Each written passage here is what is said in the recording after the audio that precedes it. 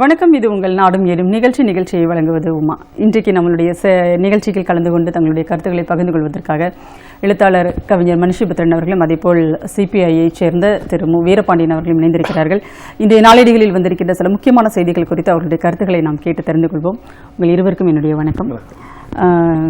நேற்றுக்கு பார்த்தீங்கன்னா சார், அதாவது நாடாளுமன்றத்திலும் சரி, தொடர்ந்து நேற்றும் அதற்கு முந்தைய நாட்களிலிருந்தும் நேற்று சட்டமன்றத்திலும் கூட இந்த 10 விழுக்காடு இடஒதுக்கீடு அப்படிங்கிறது, அந்த முன்னேறிய வகுப்பினருக்கான பொருளாதாரத்தில் அடிப்படையில் கொடுக்கப்பட்டிருக்கிற 10 விழுக்காடு இடஒதுக்கீடு மிகப்பெரிய ஒரு விமர்சனத்திற்கு ஆளானது. கடுமையான ஒரு வாதங்களை திமுக கூட்டணி உறுப்பினர்கள் எடுத்து வச்சாங்க.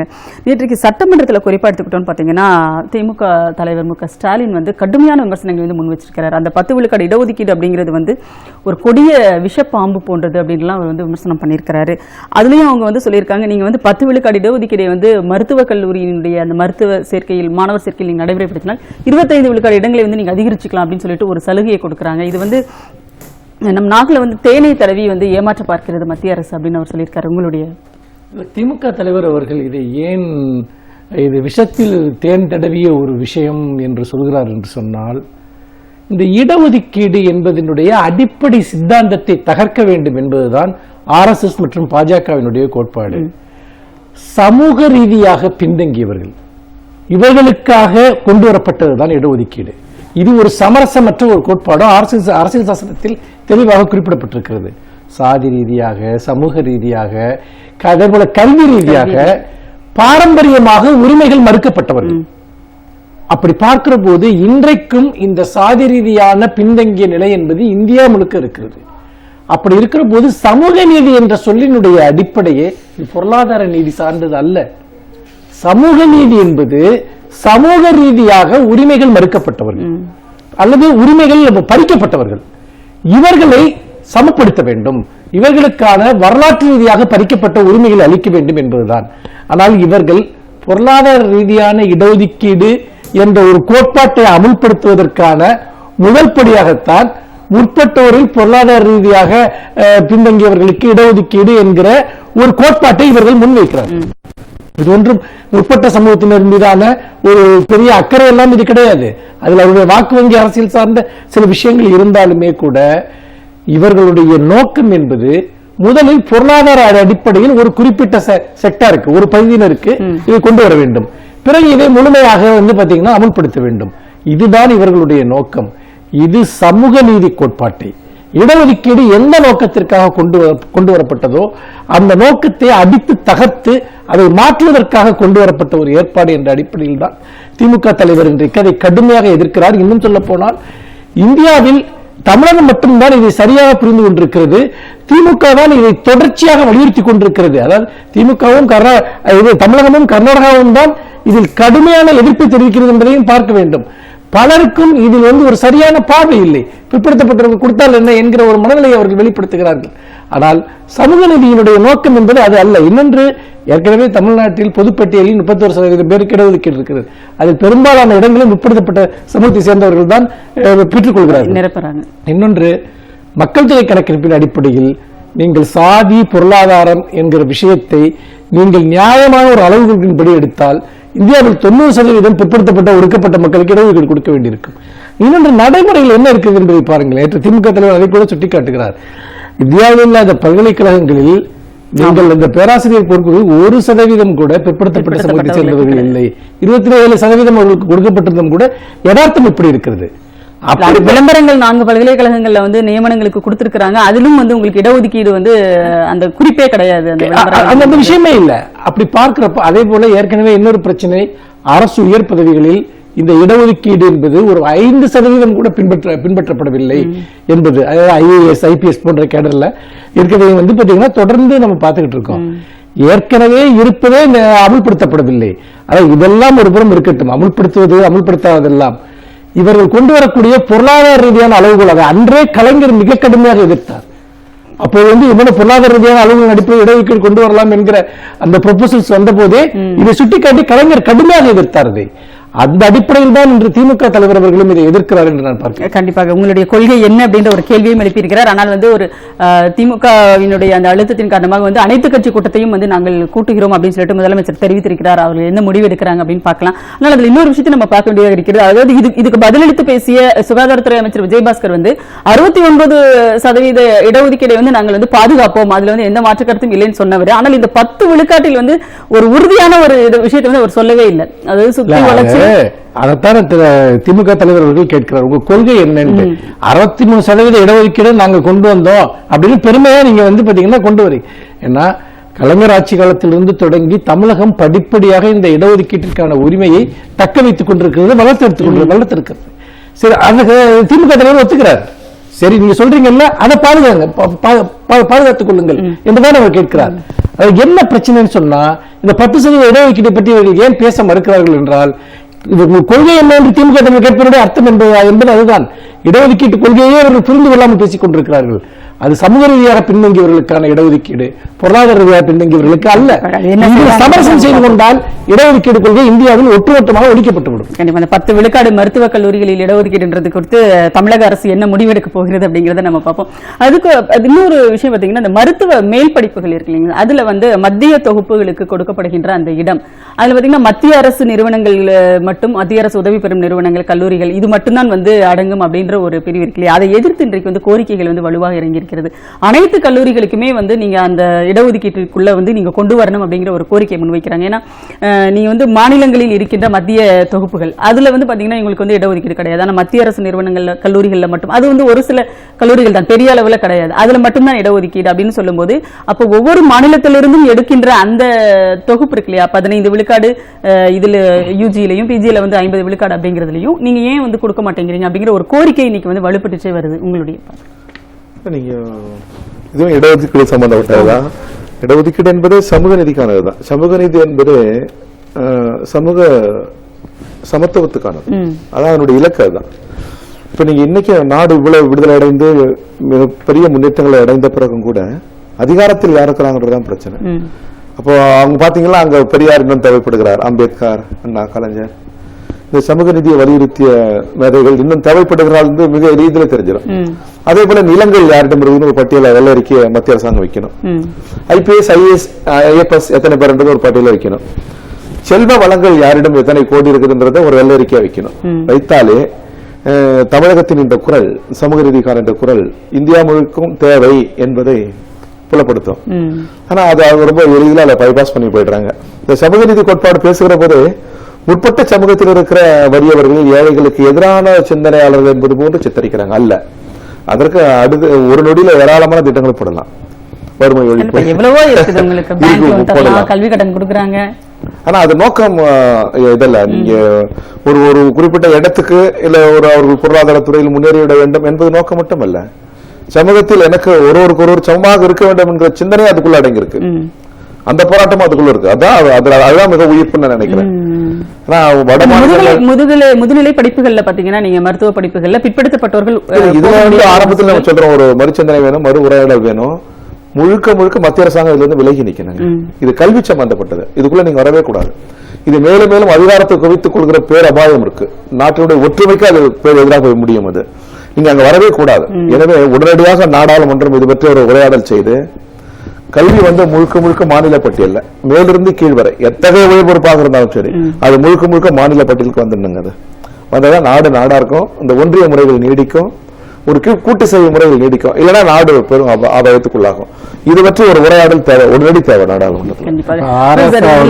நாடாளுமன்றத்தில் பேசுகிற போது இந்த இடஒதுக்கீடு என்பது முழுக்க சமூக நீதி, சமூக ரீதியாக ஒடுக்கப்பட்டது என்ற அடிப்படையில் தான் 100 ஆண்டுகளுக்கு மேலாக இந்த மண்ணில் அமல்படுத்தப்பட்டிருக்கிறது என்பதை தெளிவாக சுட்டிக்காட்டினார்.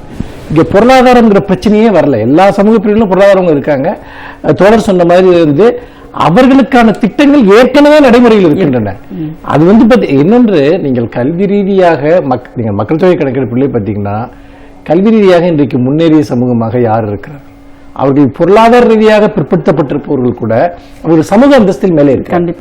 ஆனால் ஒரு ஒடுக்கப்பட்ட சாதியைச் சேர்ந்த ஒருவர் அவர் பொருளாதார ரீதியாக சற்று மேம்பட்டிருந்தால் கூட சமூக ரீதியாக இழிவுபடுத்தப்பட்ட ஒருவராக இருக்கிறார். அவர் ஒரு அரசு பணிக்கு வரணும், அவர் ஒரு மேஜிஸ்ட்ரேட் ஆகணும், அவர் பாத்தீங்கன்னா ஒரு எம்எல்ஏ ஆகணும், ஒரு கல்லூரி பேராசிரியர் ஆகணும் என்று சொல்வது என்பது அவருக்கு கையில் அவர் வறுமையில் இருக்காருங்கிறது இல்லை. மாறாக அவர்கள் எங்கெல்லாம் வரக்கூடாது என்று நீங்கள் சொன்னீர்களோ அங்கெல்லாம் அவர்கள் வர வேண்டும். இந்த அடிப்படை சிந்தனை தான் இங்கு முக்கியம். அதனால் தான் பொருளாதார ரீதியான இடஒதுக்கீட்டை நாங்கள் கடுமையாக எதிர்க்கிறோம்.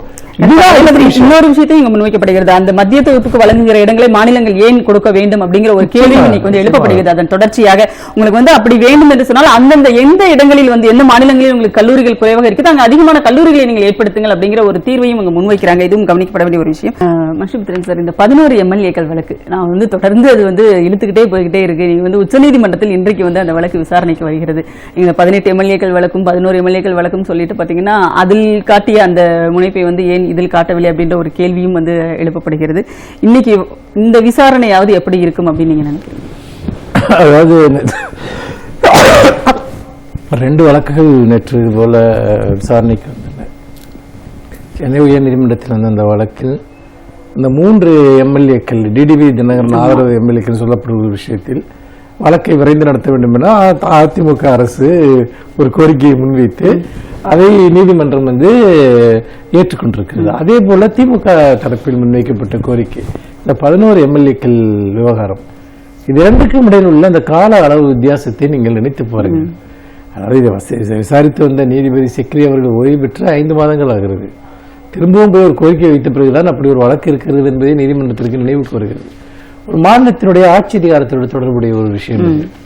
அப்படி இருக்கிற போது நீதிமன்றங்கள் சுய பரிசீலனை செய்து கொள்ள வேண்டும் என்பதுதான் என்னுடைய தாழ்மையான ஒரு வேண்டுகோள். ஏனென்றால் ஜனநாயகத்தை காப்பாற்றுவதில் ஒரு மாநில அரசிற்கு பெரும்பான்மை இருக்கிறதா இல்லையா என்பதை தீர்மானிப்பதில் நீதிமன்றத்திற்கு ஒரு முக்கிய பங்கு இருக்கிறது.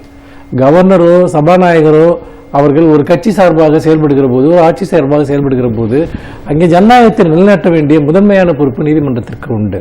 ஆனால் இந்த வழக்கில் ஏற்பட்டிருக்கக்கூடிய தாமதம் என்பது யாராலும் புரிந்து கொள்ள முடியாத ஒன்றாக இருக்கிறது. எதற்காக இந்த வழக்கோடு தாமதப்படுத்தப்பட வேண்டும்? இன்னொன்று, டிடிவி தினகரன் தரப்பு எம்எல்ஏக்கள் 18 பேர் அவர்கள் கொறடா உத்தரவுக்கு எதிராக கூட வாக்களிக்கவில்லை. சட்டப்படி நீங்கள் பார்த்தீர்கள் என்று சொன்னால் அவர்கள் போய் முதலமைச்சரை மாற்ற வேண்டும் என்று கவர்னர் மனு கொடுக்கிறார்கள். அதுவே ஆட்சிக்கு எதிரான ஒரு விஷயமாக கருதப்பட்டு இவர்கள் தகுதி நீக்கம் செய்யப்பட்டிருக்கிறார்கள். ஆனால் இந்த 11 பேர் கொறடா உத்தரவை மீறி ஆட்சிக்கு எதிராக வாக்களித்தார்கள். இதற்கு முந்தைய பல வழக்குகளில் இந்தியாவில் இதுபோன்ற நடந்த பல வழக்குகள் அடிப்படையில் பார்க்கிற போது அவர்கள் எம்எல்ஏக்களாக நீடிப்பதற்கு எந்த தகுதியும் மற்றவர்கள் என்பதுதான் ஒரு யதார்த்தம். முந்தைய தீர்ப்புகள் அடிப்படையில் தீர்ப்பு கொடுத்தால் கூட அவர்கள் நீக்கப்பட வேண்டும். ஆனால் இந்த வழக்கில் எந்த முடிவையும் எடுக்காமல் தொடர்ச்சியாக நடக்கிற தாமதம் என்பது நிச்சயமாக நம்முடைய ஜனநாயக அமைப்பின் மீதான ஒரு மிகப்பெரிய ஒரு ஐயத்தை ஏற்படுத்துகிறது. நீதிமன்றம் இதில் விரைவு விசாரிப்பது மட்டுமல்ல, இந்த தீர்ப்பு வழங்குகிற அதிகாரத்தை மீண்டும் சபாநாயகரிடம் கொடுத்து அவர் இதை காலதாமதம் எவ்வளவு நேரம் முடிவெடுப்பது என்று தெரியாமல் அவரும் அதை தன்னுடைய ஒரு மேஜையின் மேல் வைத்திருந்தார் என்றால் எல்லாமே அர்த்தமற்றதாகிவிடும். என்றால் இது தெளிவான தீர்ப்பை நீதிமன்றம் வழங்க வேண்டும், அவர்கள் தகுதி நீக்கம் செய்ய வேண்டும் என்று. அப்படி அவர்கள் தகுதி இழக்கிறார்கள் என்று அதற்கு முன்னுதாரணங்கள் இருக்கின்றன. அப்படி இல்லாமல் சபாநாயகர் விரைந்து முடிவெடுக்க வேண்டும் என்பது போன்ற தீர்ப்புகள் வந்தால் சபாநாயகர் எவ்வளவு காலத்தில் முடிவெடுக்க வேண்டும் என்பதற்கு எந்த விதமான சட்ட வரையறையும் நீங்க காலக்கெடுவும் இல்லை. ஆகவே போராட்டத்தை நடத்துவதற்கான ஒரு சூழல் உருவாகிவிடக் கூடாது. இது மிக தெளிவான ஒரு கிளியர் கட் கேஸ் என்பதுதான் எங்களுடைய கோரிக்கை. மறுபடியும் முதல்ல இருந்தா அப்படின்ற ஒரு விஷயம் வராம இருக்கணும். 8 வழிச்சாலைக்கு எதிராகவும் ஹைட்ரோ கார்பன் திட்டத்துக்கு எதிராகவும் பாத்தீங்கன்னா சட்டமன்றத்தில் தீர்மானம் நிறைவேற்றி அனுப்ப வேண்டும் அப்படின்னு சொல்லிட்டு நேற்று விவசாயிகள் சங்கத்தினர் ஒரு கோரிக்கை வைத்திருக்கிறார்கள். அங்கேயே போய் தலைமைச் செயலகத்திலேயே போய் எதிர்க்கட்சி தலைவர் மு க ஸ்டாலினை நேரில் சந்தித்து அவர்கள் அந்த கோரிக்கை மனுவை கொடுத்திருக்கிறத நம்ம பார்க்கிறோம். இன்னைக்கு ஹைட்ரோ கார்பன் திட்டமாகட்டும் மிகப்பெரிய ஒரு அளவில் முழுமூச்சாக செயல்படுத்த தொடங்கி இருக்கிற ஒரு சூழலில் விவசாயிகள் ஒரு மிகப்பெரிய ஒரு அச்சத்தில் இருக்கிறாங்க. தங்களுடைய வாழ்வாதாரம் பாதிக்கப்படுமோ என்ற ஒரு சொல்லி இந்த கோரிக்கையை வச்சிருக்காங்க. இதை எப்படி நீங்க பாக்குறீங்க? இது நிறைவேற்றப்படுமா? ஒரு தவிர்க்க முடியாத ஒரு தமிழகம் ஒரு கிளர்ச்சி அடிவத்தை பெறும். இங்க விவசாயிகளின் வாழ்க்கையின் மீது தொடுக்கிற ஒரு போர் போல் இருக்குது. மத்திய அரசு திட்டமிட்டு தமிழ்நாட்டை மருதனை தான் நமக்கு பெரிய உணவளிக்குது. ரொம்ப தொன்மை காலங்கள்ல இருந்து அந்த உணவளிக்கிற அந்த மருத நிலத்தை தான் இவங்க குறி வைக்கிறாங்க, அதுதான் பிளக்குறாங்க, அதுதான் சிதைக்கிறாங்க. அது ஏற்கவே முடியாது. இது அடுத்தடுத்த தலைமுறைக்கானது. அது எனவே இந்த ஒரு பெரும் கிளர்ச்சி வடிவம் தாங்கியாகணும், போராடி ஆகணும். இப்ப நீங்க இந்த சட்டமன்ற உறுப்பினர் சொல்லுவோம் சின்ன ஒரு கருத்து, என்ன பொறுத்தனா அந்த நம்ம தமிழ்நாடு சட்டமன்றம், தமிழ்நாட்டு முதல்வர் இந்த ஆட்சி முறையை பார்த்தா உடனடியாக அந்த திரும்பலிக்கிற இந்த தேர்வு செய்யப்பட்டவர்கள் திரும்பலிக்கிற முறை இருக்கு பாருங்க ஜனநாயகத்துல, பார்லிமெண்ட் அது ஒரு பெரிய இடம். அது உலகம் முழுவதும் நாடாளுமன்ற ஜனநாயகத்தில் விவாதத்தில் இருக்கு, பல நாட்டு அமலாக்குறாங்க. அது இன்னைக்கு தமிழ்நாட்டில் அது அமலுக்கு இருந்தா முதல்வர் துணை முதல்வர் முதல்ல திருப்பி பெற்றிருப்பாங்க ஜனங்க. நீங்க நீடிக்கவே கூடாது, அந்த தார்மீகமே இல்லைன்னு. அது தேவைப்படுகிறது. அதே போல நம்ம சட்ட முறைகளில் கொஞ்சம் நல்ல முறையும் இருக்கு, உரையாட செய்ய வேண்டியது இருக்குது. பார்லிமெண்ட் போயிட்டு நீதிமன்றம் போய் பாராளுமன்றத்தின் மீது அமர முடியாது, அப்படி ஒரு நல்ல இருக்கு. அதே நேரத்தில் பார்லிமெண்ட் ஃபைபாஸ் பண்ணிடக்கூடாது, சட்டத்தை ஃபைபாஸ் பண்ணிடக்கூடாது. பார்லிமெண்ட் பெரும்பான்மை இருக்கிற காரணத்தினால இதான் இன்னைக்கு இருக்கிற மத்திய அரசாங்கத்துக்கு பெரும் நெருக்கடியா இருக்குது. இந்த அரசியல் சாசனம் டாக்டர் அம்பேத்கர் போன்ற மேதைகள் தான் குறுக்க வராங்க, இல்லைன்னா அவங்க நினைச்சதை அவங்க பண்ணிடுவாங்க. இருந்தாலும் கூட சில உரையாடல்கள் தேவைப்படுகிறது. இப்ப நீதிமன்றம் சோர்வை தருகிற முறை இருக்கு நம்ம இந்திய நீதிமுறைகள்ல. இவ்வளவு சிறந்த நீதியை அவங்க கொடுத்திருக்கிறாங்க. இருந்தாலும் கூட நீதிமன்றத்துக்கு போனா எத்தனை ஆண்டுகள் ஆகும், உயிரே போயிடும், பிறகுதான் தீர்ப்புகள் வரும். அது போல முறைகள் இருக்குது. அந்த முறைகள் குறித்தும் உடனடியா மறுபரிசீலனை செய்யணும். நீதிமுறைகள் ஒரு அரசியல் சாசனத்தின் பக்கமே எப்பவுமே நின்றுட முடியாது, அதை கூட கேள்விக்குள்ளாக்கணும். ஆனா நீதிமன்றம் அச்சப்படுது, பயப்படுது. நீதிமன்றமே நீங்க பெரியார் இந்த ஜாதிய கேள்விக்குள்ளாக்குனா இருப்பாரு, மதத்தை கேள்விக்குள்ளா, அப்படி நீதிமன்றம் கேள்விக்குள்ளாக்குதா? அச்சப்படுது. சுப்ரீம் அது ஜனநாயகத்தின் சுப்ரீம், ஆனா அச்சப்படுது. பாட புத்தகம் தொடங்கி சுப்ரீம் கோர்ட் வரைக்கும் தொடர இடம் அச்சப்படுற இடம். அதே போன்ற செல்வ வளங்கள் குறித்து, செல்வந்தர்கள் ஏன் இப்படி இருக்கிறாங்க, ஏழைகள் ஏன் இப்படி இருக்கிறாங்கன்றத பத்தி நீதிமன்றம் பெருசா பேசாது, பயப்படும். இந்த சமூக நீதினு இருக்கிற போது கொஞ்சம் அச்சப்படும், மதம் என்று வருகிறது போது அச்சப்படும். எனவே எல்லாவற்றிலும் ஒரு மறு உரையாடல் தேவைப்படுகிறது, மறுசிந்தனை தேவைப்படுகிறது. முற்றிலுமாக நாம் மாற்றி அமைத்தாக வேண்டும். அதுல கூட இந்த நீதிமன்ற சில விஷயங்களை பத்தி சொல்றப்போ சில விஷயங்கள் ரொம்ப விசித்திரமாக இருக்குது. சமீபத்தில் 2 வழக்குகள். ஒன்று ரஞ்சித் விவகாரம். ரஞ்சித் அவர்களுடைய கருத்துக்களோடு நான் முழுமையாக அந்த விஷயத்தில், ராஜராஜேஸ்வரன் விஷயத்தில் நான் முரண்படுகிறேன். ஆனால் அவர் அதை பேசக்கூடாது, நீங்கள் இது போன்ற சர்ச்சைக்குரிய கருத்துக்களை சொல்லக்கூடாது என்று நீதிமன்றம் அறிவுறுத்துகிற போது பெரிய அச்சம் ஏற்படுகிறது. அது நீதிமன்றம் ரஞ்சித்திற்கு இந்த கருத்தை சொல்வதற்கு உரிமை இருக்கிறது, அதை நாம் விவாதிக்கலாம், பேசலாம். பெரும்பாலான அவர்களுடைய தனிப்பட்ட கருத்துக்களை அது நாளைக்கு முன்னுதாரணமாக வேறொரு நீதிமன்றத்தினால் மேற்கொள் காட்டப்பட வாய்ப்பு இருக்கிறது. அதே போல நந்தினி விவகாரம், மது என்பது ஒரு உணவுப் பொருளா இல்லையா, நீங்க இதெல்லாம் கேட்கக்கூடாது என்று நீதிமன்றம் அறிவுறுத்துவது என்பது இது எந்த விதத்தில் இதை புரிந்து கொள்வது என்று தெரியவில்லை. அப்படி இருக்கிற போது நீதிமன்றங்கள் என்பது தன்னுடைய சட்டப்படியான பணியை ஆற்ற வேண்டும் என்பதுதான் நம்முடைய கோரிக்கைகளை தவிர தனிப்பட்ட நீதிபதிகளுடைய மனச்சாய்வுகள், விருப்பு வெறுப்புகள் இதில் வெளிப்படுவது என்பது நீதித்துறைக்கு மிக மிக ஆபத்தானது. அந்த போக்க நம்ம ரொம்ப அதிகமாகவே இப்பெல்லாம் பார்த்துக்கிட்டு இருக்கோம். இன்னொன்னும் அதே மாதிரி உச்சநீதிமன்றம் தொடர்பான ஒரு செய்தி தான். உள்ளாட்சி தேர்தல் எப்போது நடத்தப் போகிறீர்கள் அப்படின்னு சொல்லிட்டு உச்சநீதிமன்றம் ஒரு கேள்வி எழுப்பியிருக்கிறது.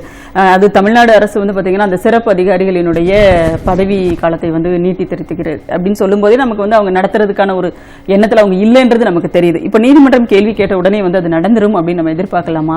உள்ளாட்சி தேர்தல் நேற்று இந்த வழக்கில் பார்த்தீங்கன்னா தேர்தல் ஆணையம் சென்ற ஆண்டு 2018 ஜனவரி மாதத்திற்குள் இந்த வார்டு மறுவரையை முடித்து விடுவோம் என்று சொன்னார்கள். ஆனால் இந்தியா முழுக்க தேர்தலை நடந்து முடிந்து விட்டது, தமிழ்நாட்டிலும் தேர்தல் நடந்து முடிந்து விட்டது. அந்த அளவிற்கு ஒரு பிரம்மாண்டமான தேர்தல்களை எல்லாம் நடத்துவதற்கான கட்டமைப்பு இங்கு இருக்கிற போது இந்த வார்டு மறுவரையறை செய்ய முடியவில்லை, புதிய வாக்காளர்கள் வந்துவிட்டார்கள், அதை வைத்துக் கொண்டு என்ன செய்வது? எவ்வளவு பொய்யான காரணங்களை சொல்லி நீதிமன்றத்தை ஏமாற்றிக் கொண்டிருக்கிறார்கள். அதிமுக இந்த தேர்தல் நடந்தால் உள்ளாட்சி தேர்தலில் படுதோல்வி அடையும் என்கிற ஒரே விஷயத்திற்காக பச்சையாக நீதிமன்றத்தை ஏமாற்றிக் கொண்டிருக்கிறார்கள். இன்றைக்கு இவ்வளவு வரலாறு காணாத குடிநீர் பஞ்சம் மக்களை ஆட்டி படைத்துக் கொண்டிருக்கிறது. உள்ளாட்சி அமைப்புகள் முற்றாக செயலிழந்து போயின. உள்ளாட்சி அமைப்புகளின் தேர்தல் வர வேண்டிய நிதி எதையுமே பெற முடியவில்லை. இதை காரணம் காட்டி அவர்கள் இந்த நிதியை கொடுக்க மறுக்கிறார்கள். எந்த அடிப்படை பணிகளும் நடைபெறவில்லை. மக்கள் தங்கள் கோரிக்கைகளுக்காக யாரை அணைய வேண்டும் என்று தெரியவில்லை. திரும்பவும் நீங்க 6 மாசம் நீடிச்சிருக்கீங்க, மனசாட்சியே இல்லாம சொல்றீங்கன்னா இந்த அதிமுக ஆட்சி காலம் முழுக்க உள்ளாட்சி தேர்தலை நடத்தக்கூடாது என்பதில் அவர்கள் தெளிவாக இருக்கிறார்கள். இந்த தோல்வியை நாம் சந்திப்போம் என்பது அவர்களுக்கு நன்றாக தெரியும். அந்த தோல்வியை சந்தித்தால் அது இன்னும் சட்டசபை தேர்தலில் மிக மோசமான விளைவுகளை தங்களுக்கு ஏற்படுத்தும் என்று அவர்களுக்கு நன்றாக தெரியும். இது அவர்கள் நினைப்பது என்பது ஆச்சரியம் அல்ல. இதற்கு தேர்தல் ஆணையம் உடந்தையாக இருக்கிறது அல்லவா? இதுதான் இந்த நாட்டினுடைய மிகப்பெரிய அவலமாக பார்க்கிறேன். எத்தனை கடிதம் நீதிமன்றம் விதித்து விட்டிருக்கு. நீங்க ஒண்ணு இல்ல, இப்ப இந்த வாக்காளர் பட்டியல் இதெல்லாம் பொய்யான காரணங்கள். இப்பதான் நீங்க வாக்காளர் பட்டியல் எல்லாத்தையும் திருத்தி ஒரு பொய் நாடாளுமன்ற தேர்தல் இங்க நடந்திருக்கிறது. அப்ப அதை பேச வச்சுக்கிட்டு நீங்க இதை பண்றதுல உங்களுக்கு என்ன பெரிய பிரச்சனை இருக்கு? ஒன்றுமே கிடையாது. சொல்லப்பட்ட காரணங்கள் அனைத்தும் பொய்யானவை, நீதிமன்றத்தை பச்சையாக ஏமாற்றக்கூடியவை, நீதிமன்ற அவமதிப்பு என்று நான் நினைக்கிறேன். கண்டிப்பாக மக்களையும் தொடர்ந்து ஏமாத்திட்டு இருக்காங்க இந்த அமைப்புகள் அப்படிங்கிறது. இன்னொரு பக்கம் தனியார் மயமாக்கல் பற்றி நேற்று சோனியா காந்தி அவர்கள் மக்களவையில் ஒரு கேள்வி எழுப்பியிருக்கிறார். அவருடைய தொகுதியில் ரேபரேலி மக்களவை தொகுதியில் அந்த நவீன ரயில் பட்டி தொழிற்சாலை அப்படிங்கிறது தனியார் மயமாக்குகின்ற ஒரு முயற்சியில் மத்திய அரசு ஈடுபட்டு வருகிறது. அதை கடுமையாக அவர் எதிர்த்திருக்கிறார். அதோடு சேர்த்து இன்னும் சில விஷயங்களையும் அவர் சேர்த்து சொல்லியிருக்கிறாரு. நீங்க ஏரோநாட்டிக்கல் ஹிந்துஸ்தான் ஏரோநாட்டிக்கல் நிறுவனமாகட்டும், அதே மாதிரி பிஎஸ்என்எல், இது எல்லாவற்றையுமே அவர் அதில் மென்ஷன் பண்ணியிருக்காங்க. இது எல்லாவற்றையுமே தனியார் மயமாக்குகின்ற ஒரு வேலையை பொதுத்துறை நிறுவனங்களே இருக்கக்கூடாது, எல்லாவற்றையுமே தனியாருக்கு தாரை வார்ப்பது என்ற ஒரு போக்கை இந்த அரசு கடைபிடிக்கிறது கடுமையான ஒரு குற்றச்சாட்டு. மிகச்சிறந்த உரை நாடாளுமன்றத்தில் அன்னை சோனியா காந்தியினுடைய உரை மிகச்சிறந்த உரை. அது அந்த காங்கிரஸ் கட்சிக்குள்ள இந்த கொள்கை வகுத்த மன்மோகன் சிங் போன்றவர்களுக்கு கொடுக்கப்பட்ட சரியான அடி. அது ஆட்சியில் இருந்த போது நீங்க சிந்தித்தீங்க, ஆழமாக சிந்திச்சீங்க. ஆனா இந்த அம்மா ரொம்ப உண்மை யதார்த்தத்தை உணர்ந்து இந்திய பொருளாதார சூழலை உணர்ந்து பேசுற நல்ல உரை. அது பெரிய பெரிய படிப்பெல்லாம் படிச்ச மன்மோகன் சிங் தான் முதல்ல இதை கேட்கணும்.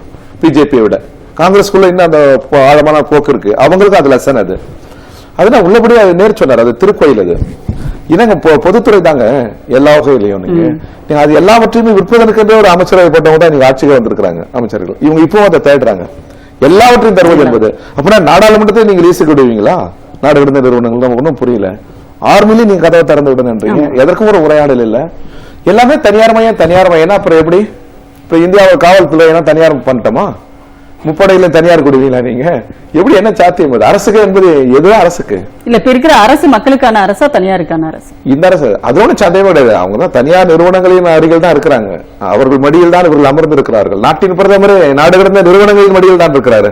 அதுல சொல்லுங்க பார்க்கலாம். இந்த தேர்தலுக்காக பெறப்பட்ட நன்கொடை என்னன்னு நாட்டின் பிரதமரை சொல்லுங்க, உள்துறை அமைச்சரை சொல்லுங்க, அந்த கட்சியினுடைய உயர்ந்த தலைவரை சொல்லுங்க. அந்த கட்சியுடைய நேர்மை சந்தேகம் வேண்டிய அவசியமே இல்லை. சொல்லுங்க, நாளைக்கு சொல்லுங்க எவ்வளவு பெற்றீர்கள்னு. அதனாலதான் நீங்க சட்டத்தையே மாத்தினீங்க. நீங்க ஒரு அரசியல் கட்சிகள் தேர்தல் நிதியை பெறணும் அப்படின்னாக்கா அது வங்கி மூலமா இருக்கணும், பகிரங்கப்படுத்தணும்னு சொல்லி அடுத்த 6வது தினமே நீங்க ஏன் மாத்துறீங்க அப்படின்னாக்கா நல்லா புரியும். நாடே அதிரும் அந்த உண்மையை சொல்ல மாட்டாங்க அவங்க. எனவே இந்த முறைகள்லாம் மாறி தேர்தல் செலவுகளை அரசே இருக்கிற ஒரு சூழல் வரணுங்க. அப்பதான் நாடாளுமன்ற ஜனநாயகம் வலுப்பெறும். அதற்கு முதல்ல எதிர்ப்பே பிஜேபி தான் சொல்லுது. வேண்டாம் செலவை நாங்க பாத்துக்கிறோம், எங்களுக்கு அருகில பெரிய ஆட்கள் இருக்கிறாங்க, செல்வந்தர் இருக்கிறாங்க, அவங்க பாத்துக்குவாங்கன்றது அதனுடைய பொருள். எனவே அன்னை சோனியா காந்தி பேசுறது மிகச்சரி. அதுதான் இந்தியாவுடைய திசை வழி. நம்முடைய இயற்கை வளங்கள் நாட்டுக்கு தேவையானது. அரசுடைமை மட்டுமல்ல, அது மக்களுடைமை. அரசுடைமை ஆகிட்டு பாருங்க, இன்னும் அடுத்த கட்டத்துக்கு வரணும். அது மக்களுடைமை ஆகணும். அரசுடைமையே மக்களுடைமை ஆகிட முடியாது. அரசு யாருக்குன்னு இருக்குது ரொம்ப ஆழமா பாத்தீங்கன்னா மக்களுக்கான அரசாக இருந்தா அது மக்களுடைமை ஆகணும், நாட்டுக்கானதாகணும். அந்த ஸ்டெப்புக்கு நம்ம போகணும் அடுத்த கட்டம். கண்டிப்பாக மன்சுபித்தன் சார், இப்போ இந்த பொதுத்துறை நிறுவனங்கள் பார்க்கும்போது இவங்க ஒரு காரணம் சொல்லுவாங்க, அது நஷ்டத்தில் இயங்கி வருகிறது அப்படிங்கிற ஒரு காரணத்தை காட்டி தனியார் மயமாக்குற ஒரு போக்கு நம்ம பார்க்கிறோம். இன்னைக்கு பிஎஸ்என்எல் பாத்தீங்கன்னா மிக கடுமையாக ஒவ்வொரு பகுதியாக அதை செயலிழக்கப்பட்டு கொண்டே வருகிறது. அந்த பிஎஸ்என்எல் அதுல இருக்கிற ஊழியர்களை பத்தி இவங்க நினைக்கிறது கிடையாது. இப்போ நீங்க மற்ற ரயில் பெட்டி தொழிற்சாலைகள் ஆகட்டும், இன்னைக்கு ரயில்வே தனியார் மயம், விமான போக்குவரத்து தனியார் மயம், எல்லாவற்றிலும் தனியார் மயம் அப்படின்னு சொன்னா அரசு எதற்காக இருக்கிறது? இன்னும் ஒரு 5 ஆண்டுகளில் இன்னும் என்ன நடக்கும்? நாடே தனியார் மயமாயிடுமா என்ற ஒரு அச்சம் இல்ல. அதாவது தொலைத்தொடர்புத்துறையை ஒழித்து கட்டுவது, அதாவது அதை முழுக்க தன்னுடைய கையில் இருந்து விடுவித்து தனியாரிடம் முழுமையாக ஒப்படைத்து விடுவது என்ற கொள்கையை அவர்கள் கடந்த ஒரு 5-6 வருடங்களாகவே மிக தீவிரமாக செயல்படுத்தி வருகிறார்கள். பிஎஸ்என்எல் போன்ற கட்டமைப்பு என்பதுதான் இன்றைக்கு ஒரு இந்தியாவில் இருக்கக்கூடிய இன்றைக்கும் கூட ஒரு மிகப்பெரிய தொலைத்தொடர்பு கட்டமைப்பு என்றால் பல தனியார் நிறுவனங்கள் சேவை அளிக்க முடியாத நிறுவனங்களில் கூட பிஎஸ்என்எல் தான் அளித்தது என்பது அனைவருக்கும் தெரியும். ஒரு அரசு என்பது தொலைத்தொடர்பு சார்ந்த இவ்வளவு பெரிய கட்டமைப்பை கைவிடுவதை நினைத்து கூட பார்க்க முடியவில்லை. இது ஒரு நாளில் உருவாக்கப்பட்டதல்ல. எவ்வளவு அதுக்குள் இருக்கக்கூடிய ஊழியர்களுடைய நலன்கள் மட்டுமல்ல, மக்கள் நலன், அது இணைக்கப்பட்டிருக்கக்கூடிய மக்களுடைய ஒரு விஷயம். இது எவ்வளவும் இருக்கிறது. ஆனால் அதை திட்டமிட்ட வகையில் இவர்கள் அழிய விடுகிறார்கள். அதற்கு எந்த விதமான ஒரு அதாவது அதே சமயத்தில் இதற்கு பின்னால் ஆரம்பிக்கப்பட்ட பல தனியார் தொலைத்தொடர்பு நிறுவனங்கள் அசுர வளர்ச்சி வருகிற போது தொழில்நுட்ப ரீதியாகவும் மற்ற விதங்களிலும் இதை மேம்படுத்துவதற்கு பதிலாக தொடர்ச்சியாக இது அழிவு பாதையில் செல்ல வேண்டும் என்பதை ஒரு கொள்கையாகவே இவர்கள் பின்பற்றுகிறார்கள். இது அதே போல இப்பொழுது ரயில்வே துறையை எடுத்துக்கொள்ளுங்கள். இன்றைக்கு மக்களுக்கு இந்தியா போன்ற பெரும்பாலும் ஏழை மக்களை கொண்ட ஒரு நாட்டில் போக்குவரத்திற்கு, அதுவும் தொலைதூர போக்குவரத்திற்கு ரயில்வே சேவை ஒன்றுதான் அவர்களுக்கு இருக்கக்கூடிய ஒரே ஒரு வாய்ப்பு. நீங்கள் இன்றைக்கும் கூட வந்து ஒரு குறைந்த கட்டணத்தில் நீங்கள் காஷ்மீர் வரைக்கும் போய் வந்து விடலாம். இன்றைக்கு நிறைய தொழிலாளிகள் இடம்பெயர்ந்து செல்கிறார்கள், அவர்கள் வந்து வேலை வாய்ப்புகளை தேடி போகிறார்கள் என்றால் அதற்கு இந்திய ரயில்வேயினுடைய அது பொதுத்துறை நிறுவனமாக இருப்பதால் மட்டும்தான் சாத்தியம். கோடிக்கணக்கான மக்களினுடைய ஒரே ஒரு வாய்ப்பாக ஆமா. ஆனா இன்னைக்கு அதை நீங்கள் தனியாரிடம் ஒப்படைப்பதற்கான எல்லா வேலைகளையும் நீங்கள் செய்கிறீர்கள் என்றால் பொதுமக்களுடைய ஏழை எளிய மக்களுடைய பயன்பாட்டிலிருந்து துண்டிக்கப்பட்டுவிடும். இது உண்மையிலேயே இந்த நாட்டு மக்களுக்கு எதிராக செய்கிற மிகப்பெரிய தேச துரோக குற்றம். இந்தியாவினுடைய பொருளாதார நிலை, இங்க இருக்கக்கூடிய வறிய மக்களுடைய நிலை, இது கிராமப்புறங்களை மட்டுமே கொண்ட ஒரு நாட்டில் நீங்கள் இது போன்ற பொதுத்துறை நிறுவனங்களை தொடர்ந்து கைவிடுவது என்பது நிச்சயமாக ஒரு பேரழிவை கொண்டு வரும் என்பதில் எந்த சந்தேகமும். பொதுத்துறை நிறுவனங்கள் தானே ஒரு நாட்டினுடைய மிகப்பெரிய நாட்டையே ஒன்றிணைத்தது. அம்பேத்கர் சொல்ற மாதிரி இது பிரிட்டிஷ் செய்த அந்த தீமையில நல்லவே எல்லா ஏற்றத்தாழ்வுகளும் இந்தியாவை சிதறியிருந்த இந்தியாவை ஒரு கொட்டுக்குள் இணைத்து லாப நோக்குதான் அது பிரிட்டிஷ் இந்தியா தான். அதனால இணைத்ததுல ரயில் பெரும் பங்கு உண்டு. ஏன்னா அதே ரயில் பாதையை பயன்படுத்தித்தான் இந்தியா முழுக்க சுதந்திர போராட்டமும் தொடங்கியது. அதன் மூலமாக சுதந்திர போராட்டம் சம்பந்தமான பிரச்சாரங்களும் அதனுடைய காந்தி ரயில் மூலமாக இந்தியா முழுக்க பயணம் செய்து இந்த நாட்டை ஒருங்கிணைத்தார். அது வந்து பாத்தீங்கன்னா அது ஒரு வரலாறு. ஆனால் எளிய மக்களினுடைய எல்லா விஷயங்களையும் பொறுத்த வரைக்கும் வரலாறுக்கோ எதுக்குமே பாத்தீங்கன்னா நீங்கள் தபால் தந்தித்துறை அதை நீங்க வந்து பாத்தீங்கன்னா கொஞ்சம் கொஞ்சமா இன்னைக்கு நெல்வடைய வீச்சு அதை தனியார்கிட்ட பெருமளவு கொடுத்தாச்சு. அதை யாருக்கு பெரும்பாலும் பயன்படுச்சு? குறைந்த கட்டணத்துல ஏழை எளிய மக்கள், சாமானிய மக்கள் இதை பயன்படுத்திட்டு இருந்தாங்க. சாமானிய மக்களுடைய கையில எதெல்லாம் இருந்துச்சோ அது எல்லாமே குடும்பங்களுக்கு பெயர் தான் பொதுத்துறைகளை வந்து அழிய விடுறது. அதே மாதிரியே சமூக நீதியை ஒழித்து கட்டுவதற்கும் இந்த பொதுத்துறை நிறுவனங்களை கைவிட்டுட்டீங்கன்னா இடஒதுக்கீடு சம்பந்தமான பிரச்சனைகளே இல்லை. அரசு துறைகள்ல தான் இடஒதுக்கீடு இருக்கு. அப்ப பொதுத்துறை நிறுவனங்கள் எல்லாத்தையும் நீங்க அழிச்சிட்டீங்கன்னா இடஒதுக்கீட்டையும் காலி பண்ணிடலாம். இதுதான் இவர்களுடைய நோக்கம். இது வந்து சட்டமன்றத்தில் நேற்று பேசும்போது காங்கிரஸ் உறுப்பினர் வந்து கேட்டிருக்கிறாரு, தனியார் பள்ளிகளுடைய நேரத்தை வந்து குறைக்க வேண்டும் அப்படின்னு ஒரு விஷயத்தை முன் வச்சிருக்காரு. ஏன்னா அரசு பள்ளிகளினுடைய நேரம் அப்படின்றது வந்து வேற, தனியார் பள்ளிகளுடைய நேரம் காலையில 7 மணிக்கெல்லாம் வந்து பிள்ளைங்க பள்ளிக்கூடத்துக்கு போயிடுறாங்க, இரவு 8 மணிக்கு தான் திரும்புறாங்க. இப்படிதான் நிறைய பள்ளிக்கூடங்கள் நடந்துட்டு இருக்கு. இதை வந்து நீங்க வந்து கவனிக்கணும் அப்படின்னு சொல்லிட்டு ஒரு வேண்டுகோள் வச்சிருக்காங்க. இப்ப பள்ளிக்கூடங்களே பாத்தீங்கன்னா குழந்தைகளுக்கு ஒரு பெரிய சுமையாக பள்ளிக்கூடத்துக்கு விரும்பி போற நிலையை இன்னைக்கு நம்ம பார்க்க முடியல. குழந்தைங்களை அழுது அடம்பிடிச்சு போற ஒரு சூழலை நம்ம பார்க்கிறோம். இப்ப அதுல தனியார் பள்ளிகள் அப்படின்றப்போ குழந்தைகளை வந்து மேலும் மேலும் வந்து ஏதோ ஒரு உளைச்சலுக்கு, மன உளைச்சலுக்கும் அழுத்தத்துக்கும் ஆளாக்குகிற ஒரு நடைமுறை தான் நமது கல்வி முறைகள்ல கற்கும் சூழல், கற்பிக்கும் சூழல் ரெண்டுமே சோர்வை தருவதாக தான் இருக்கு. பெரும்பாலும் கற்கும் சூழல் வந்து ரொம்ப இந்தியாவில் உணவு சம்பந்தப்பட்டது, உறக்கம் சம்பந்தப்பட்டது ரொம்ப அடிபாலத்தில் இருக்குது ஏழைகளுக்கும் எளிய மக்களுக்கும். இங்க குழந்தை பருவத்திலே ஒரு பெரும் ஏற்றத்தாழ்வு. ஒரு வாகனம் வருது, நல்லாடை அணிந்து பார்வைக்கு நல்லா இருக்கிற குழந்தைங்க சர்ச் பார்க்கான ஹோலி ஏஞ்சல்ஸ் டூன் அப்படின்னு போது, இன்னொரு பக்கம் மாநகராட்சி அப்படின்னு எவ்வளவு பிரிவினை பாருங்க உங்களுக்கு. நான் என்ன சொல்ல வரேன்னா, நாடாளு சட்டமன்ற விவாதம் எப்படி இருக்குன்னா, இந்த ஆரம்ப கல்வி சாலை முதல் உயர்கல்வி வரை அரசே ஏற்பதுதான் நாகரிக சமூகத்தின் வெளிப்பாடு. அந்த சிந்தனைக்கு வரணும். இது என்னங்க புட்டிசர்கள் தனியாரும் வச்சு நடத்துறாங்க பாருங்க. இது என்ன ரொம்ப இது நாடாளுமன்ற ஜனநாயகத்திற்கும் அறிவுக்குமே பெரும் சவாலுங்க. இது ஒரு அறிவு சமூகம் தோன்றி வருகிற போது இது என்ன முப்படைகளை நிர்வகிக்கிற அரசால் அது முடியாது. அரசெல்லாம் எடுத்துக்கொள்ள வேண்டும். வளர்ந்த நாடுகளில் இன்ன வரைக்கும் அரசு அதனுடைய பொறுப்பு. இங்க எவ்வளவு ஈஸியா விட்டுறாங்க பாருங்க தனியார் கிட்ட. கல்வி வள்ளல்கள், கல்வி தந்தைகள் என்ற நோக்கம் என்ன? செல்வ வளங்கள் தான், கொள்ளை தான். இதுக்கெல்லாம் முற்றுப்புள்ளி வைக்கணும் அப்படின்னாக்கா அரசே அதை எடுத்துக்கொள்ள வேண்டும். அத்தகைய ஒரு சமூகம், அத்தகைய ஒரு சிந்தனை அப்படி பிறக்கணும் நான் சொல்றேன். இது அண்ணா சொன்னது, பெரியார் சொன்னது. எனவே இது அப்படி ஒரு இது வந்து குழந்தைகளினுடைய வாழ்வும் தொடர்புடைய ஒரு விஷயமா நம்ம பார்க்க வேண்டியது. ஏன்னா அவங்க வந்து ஒரு நல்ல மனநிலையோடு வளர்ற குழந்தைகள் தானே வந்து அது மட்டும் இல்ல, பாகுபாடோட வளரும் பாருங்க குழந்தைங்க. ரெண்டு பிரிவு இருக்குது பாருங்க. ஒண்ணுக்கு நல்ல செருப்பு இருக்காது, நல்ல நல்லாடை இருக்காது, அதனுடைய தோற்றம் வேற மாதிரி இருக்கும், இன்னொன்று வேற மாதிரி தோற்றம். இது நம் குழந்தைகள் அல்லவா, தேசத்தின் இருந்து அந்த பிள்ளைகளுக்கு இதை பற்றி விவாதம் இருக்க வேண்டும் அப்படிங்கிற உங்களுடைய அந்த கோரிக்கை, அதுதான் வந்து எல்லாருடைய நீண்டகால கோரிக்கையுமாக இருக்கிறது. அதை நோக்கி நாம் பயணிக்க வேண்டும் அப்படிங்கிறது தான். உங்களுடைய கருத்துக்களை எங்களோடு பகிர்ந்து கொண்டமைக்கு மிக்க நன்றி. நாடும் ஏடும் நிகழ்ச்சி திறன் நிறைவடைகிறது. மீண்டும் ஒரு நிகழ்ச்சியில் சந்திப்போம். வணக்கம்.